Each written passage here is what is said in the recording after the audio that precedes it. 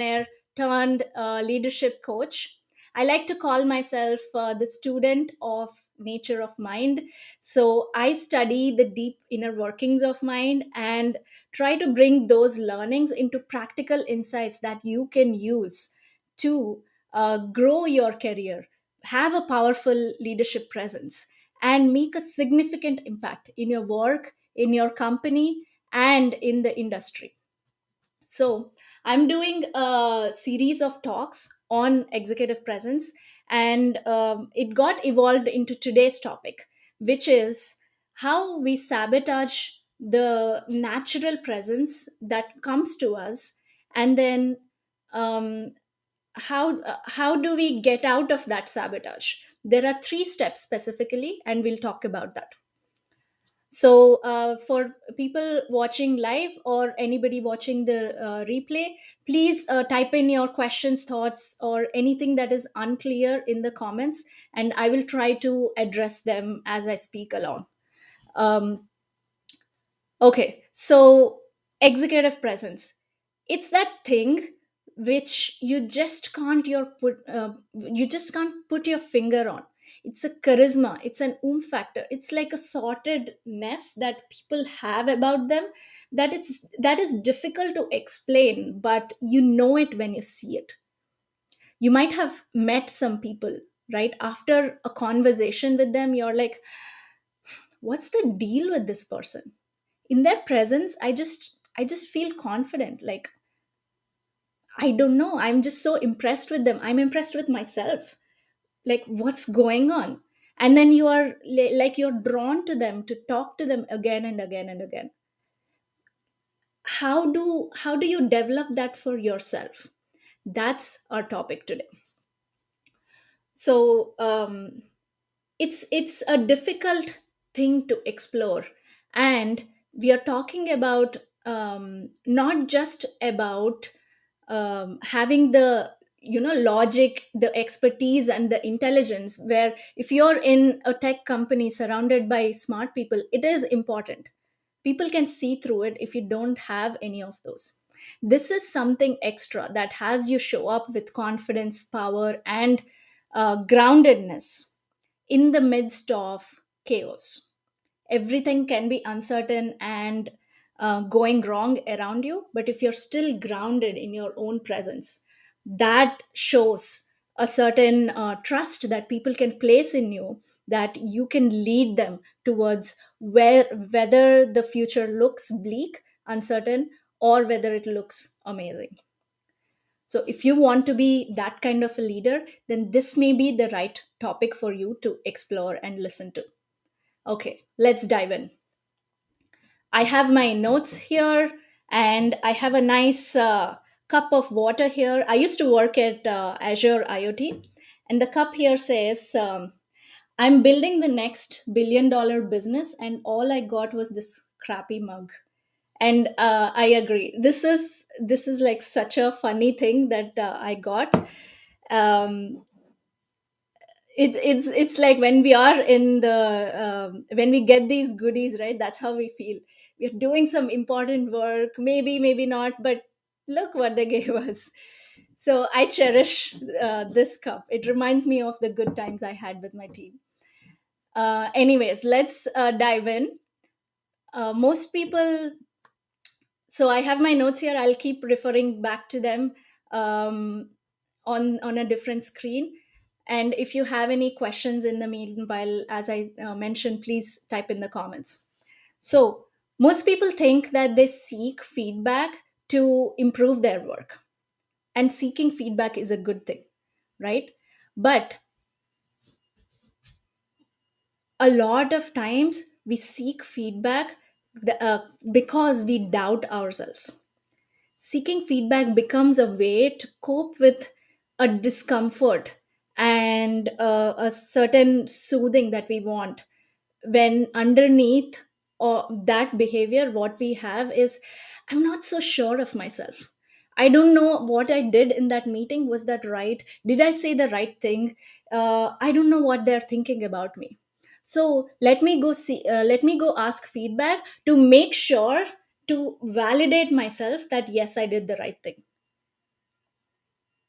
You see the point here? So when you seek feedback with this underlying narrative, it has an effect of setting your self doubt on fire, as in like putting fuel to your self doubt. It increases a little bit, and then it weakens your presence. It shows you as somebody who is not so sure of themselves.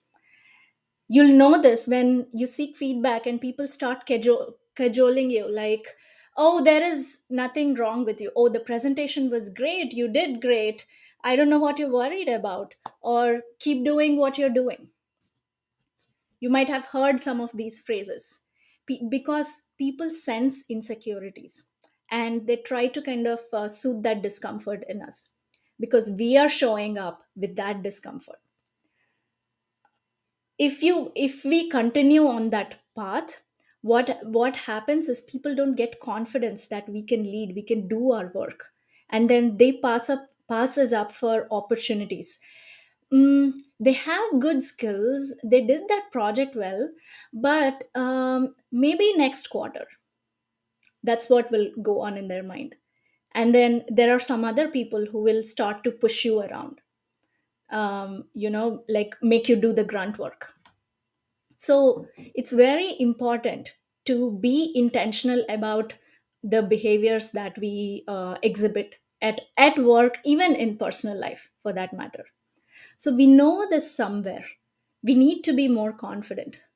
But, um, and we post like these bathroom mirror affirmations to get that confidence that you are good enough. But it just doesn't land, right? Why? Let's dive into that. We need to understand this behavior, we need to understand the concept called coping mechanisms, strategies, defenses. I use these words interchangeably, but they all mean the same thing. So let's go with the word coping mechanisms. So these are strategies that we habitually learn to deal with discomfort, risk, and uncertainty. So when we think about how are things going to go from here, I don't know. Like, I want this thing to happen, but it doesn't seem likely. This should happen, but I don't know if that will actually go that way.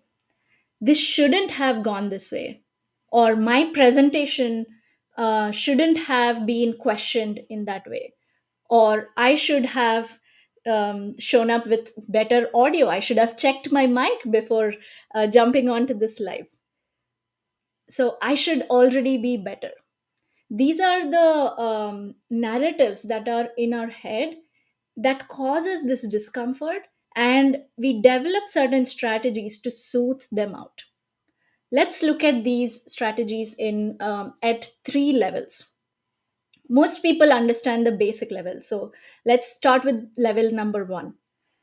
uh, what do we generally know to do to deal with discomfort? Binging Netflix, calling up friends, complaining to partner, eating comfort food, scrolling social media, and various other addictions like alcohol, drugs, etc. We all know that sometimes we get to them because something is uneasy. We don't just do them for fun, but because we are running away from something. Think about the times when you had a conflict with your partner or a friend, and then your phone usage goes up immediately for the next 2 days. Have you been there? I have certainly been there. So that is level number one. Now let's look at level number two. These are behaviors that are good things on the surface, but you actually do them to run away from discomfort too, like cleaning your house, getting to inbox zero, meditating for 2 hours, journaling more than necessary, going to the gym. Now, before you attack me saying that what is wrong with these things, these are good things. These you can do for self care. But Sometimes because they feel so good, we do them because we want to run away from a tough decision that we have to make, or a tough conversation that we have to make. So we do it not from the intention of self care, but we do it to avoid discomfort.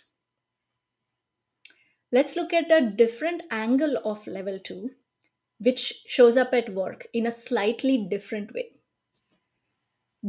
Diving into planning, making spreadsheets. I need more data. I need to do more research. Let's make a document about that. Or we need a process in place for this. Or let's put a group together and kind of hem and haw over this decision that we need to make. We have a one way door decision. There is no way to return back. So let's make sure we are doing all the due diligence before we take that decision. Now, again, there is nothing wrong with these things, but understand the underlying motivation of why you do this. So, uh, then, um,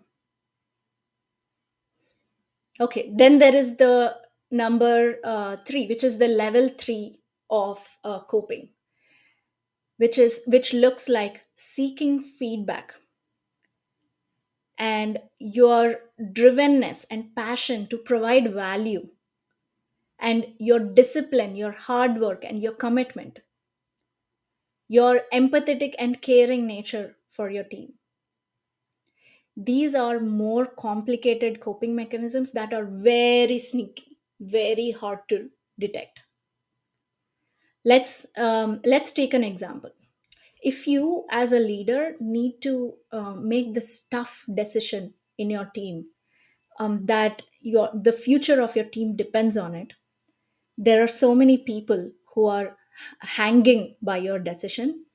Instead of taking a call and standing by it as a responsible leader, you could be going through these 3 levels of coping mechanism.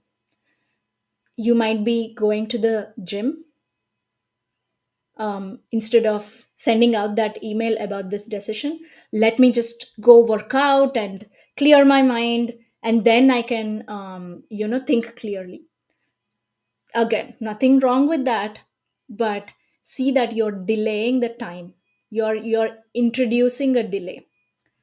So you might be going to the gym, and then after your gym session the discomfort is still there, so then you call a big team meeting, ask people for opinions, you seek feedback, and then uh, and then you're still kind of not sure about it. You're still in the same discomfort and fear. The truth is that your capacity to handle uncertainty is um, is low when you're resorting to these coping mechanisms again and again and again. When you increase this capacity, that's when your presence becomes stronger. People have a confidence in you that even if the future looks uncertain, you can lead them. Okay, let's see what else I have here.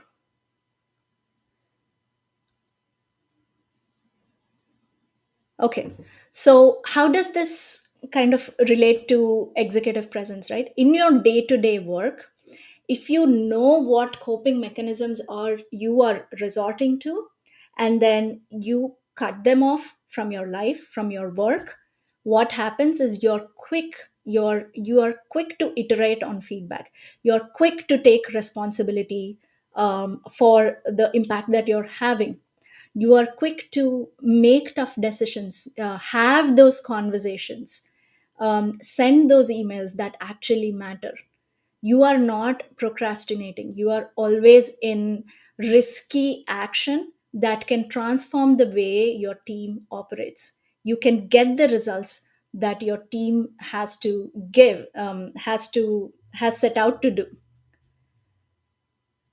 But what happens is we lose ourselves in these strategies that we have devised, and then we defend them. That okay, I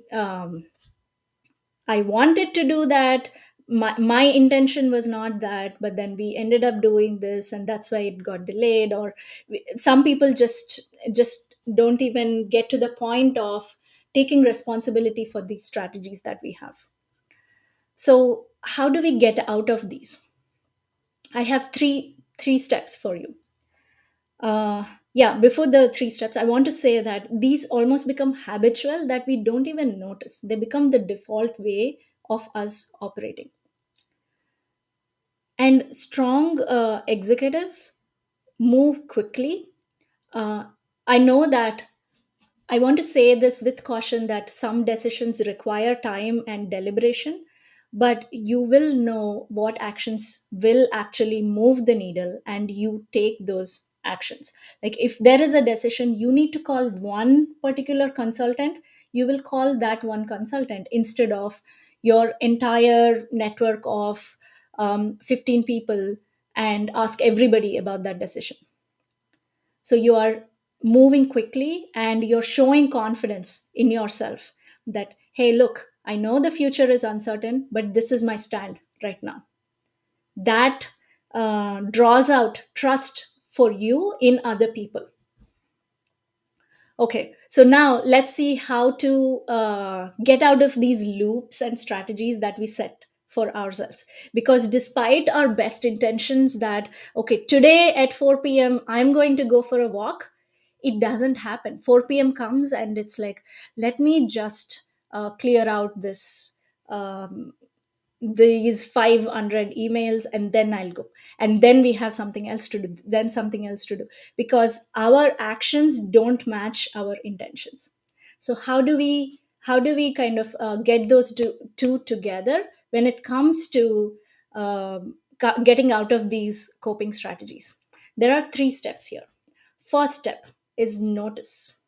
Second, forgive. Third is practice. Let's get into each one of them. Notice yourself as you're doing these things. Initially, you when you take up this practice of noticing, you would notice them after the fact. Like after 5 hours of watching TV, you know that you have done it to run away from discomfort. But then get to noticing it so much that you start noticing in the moment as you're doing it. I'll give you an example. Yesterday I saw this app called Gamma app, which is an amazing tool, the amazing AI tool that generates presentations for you. So I had this article written out that I wanted to send, but then somebody somewhere I saw about this app, and then I started tinkering with it, and then I asked to generate, based on my article, I asked it to generate a presentation. And then I was getting sucked into it, and then suddenly I noticed, oh my god, I'm doing this because I'm kind of afraid of putting my article out there. So then I just stopped, and then I was like, okay, this is not helping. And then I moved on to what was actually needed to be done. So, given I know that my awareness came a little bit later, but you can get to a place of noticing this as it's happening. Notice, notice, notice, notice, notice. What happens is when you start noticing, our first immediate reaction is to kind of change it. If you notice that, okay, I'm getting too much process oriented, the immediate reaction is to get laid back. Oh my god, I need to change this, something is wrong with me. Notice that that's also a manifestation of your self doubt in a different way. Don't take action yet, just keep noticing until you are able to distinguish that in the moment, that hey, right now I am uncomfortable and I'm doing this. See that you're doing it, do it anyway, but notice your discomfort too. What am I uncomfortable about? What is the thing that I need to do? Okay, so that's number one, notice. And then second one, it's this step is very important. Don't skip it. Second one is to forgive yourself. You need to come to a place of feeling that there is no other way this could have been. There is no other way I could have been. Because the tendency of our mind is that I should be different, or somebody else should be different.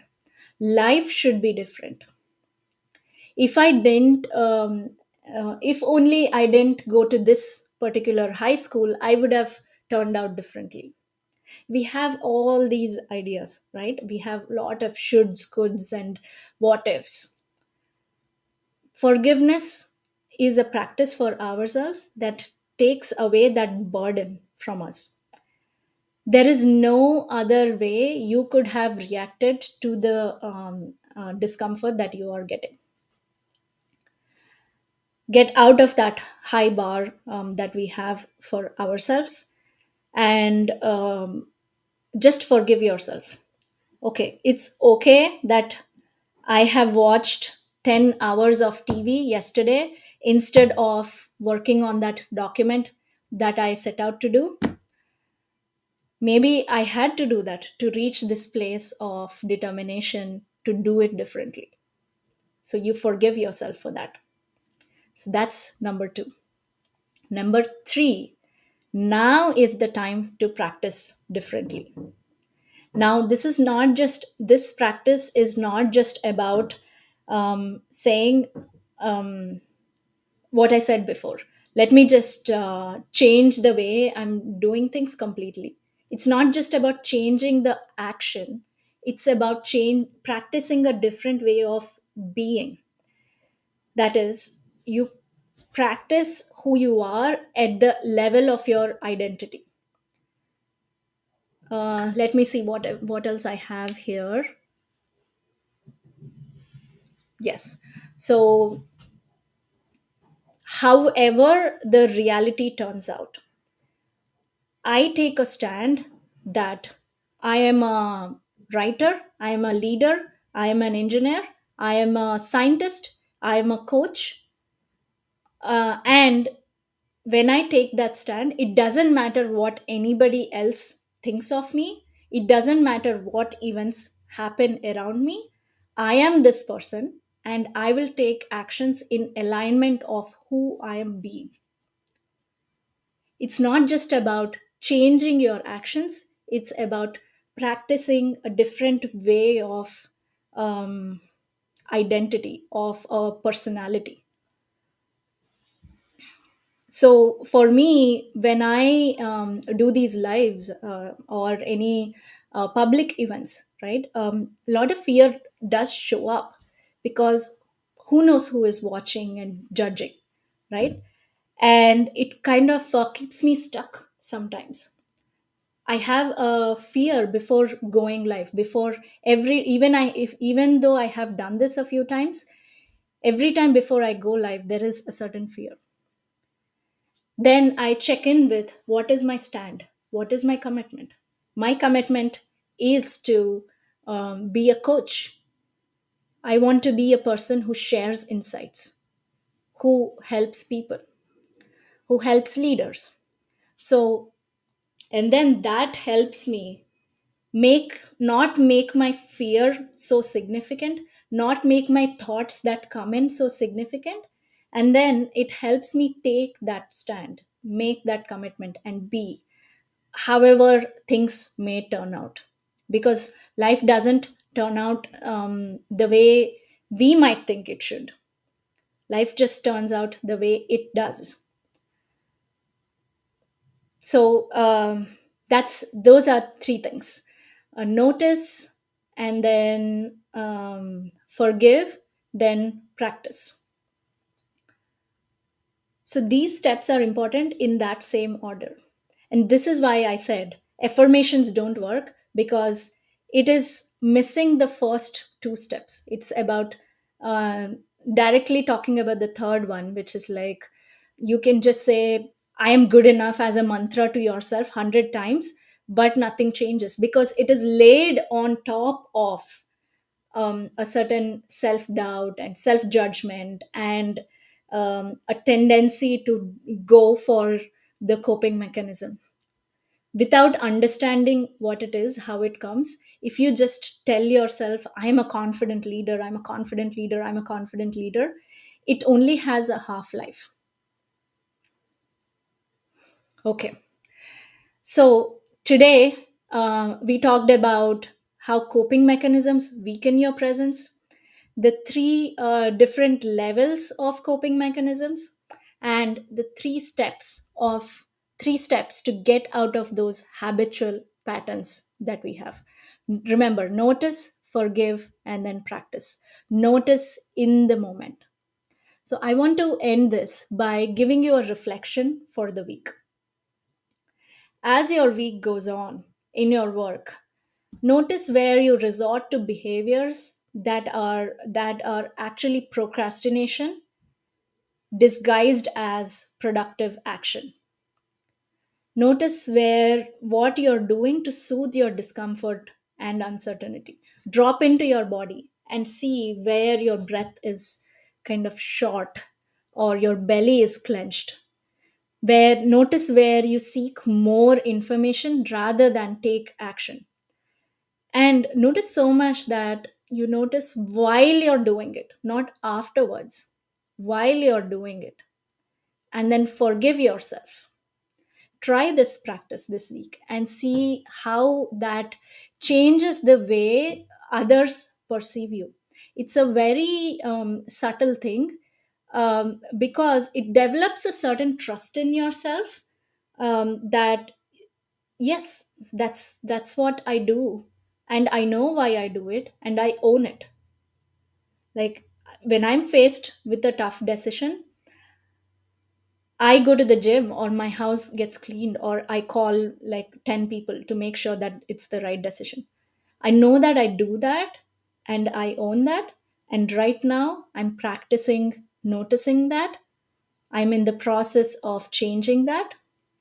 So when you know that a certain trust develops, and you show with a little more confidence to people that, um, there is this constant nagging feeling that we are missing something in life, right?